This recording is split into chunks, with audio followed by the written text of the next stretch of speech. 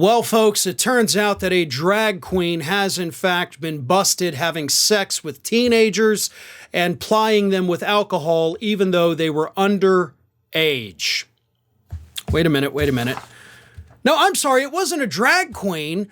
It was a Republican lawmaker from the state of Texas. I get it so confused because Republicans tell us like every day that it's the drag queens out there that are grooming children. It's the drag queens and the transgender folk that are a threat to our children here in the United States. But it turns out time and time again, it's always the Republican lawmakers.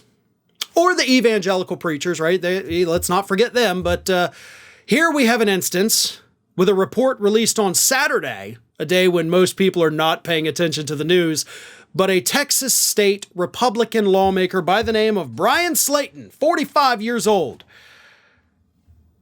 He had been accused by 3 separate women under the age of 21, the youngest being 19, so all over the legal age of consent, for the record, not children by definition of the law, but still a teenager.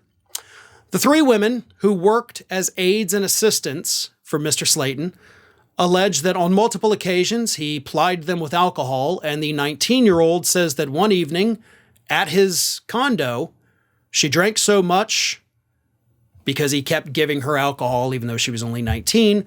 She had sex with him. The next day, she says she had to take the Plan B emergency contraceptive, and then he dropped her off back home after that. Let me read this. Slaton was accused of disorderly conduct, which included harassment, giving alcohol to someone underage, and abusing his position. An investigation was launched in April after a 21-year-old legislative intern and 2 19-year-old aides accused Slaton of sexual harassment and retaliation. The House's General Investigation Committee released its report Saturday. It found that expulsion is, quote, the only appropriate discipline in this matter. The aides and interns said Slaton helped them get alcohol multiple times in January. He gave the 3 women vouchers so they could get alcoholic beverages at a lobbying event. On March 31st, Slaton invited that aide, the 19-year-old, to his Austin condo along with 3 friends where she drank rum and coke until her vision was blurred and she felt, quote, really dizzy, she said. She told the investigators she stayed at Slaton's condo after her friends left. The aide's friends told investigators that the next morning she took the emergency contraceptive Plan B and was driven to her apartment by Slaton. She also told her friends that she'd had sex with him. Seems like a pretty big report for a Republican state lawmaker in the state of Texas. Why would you release it on a Saturday when nobody's paying attention to the news? Oh, that's why.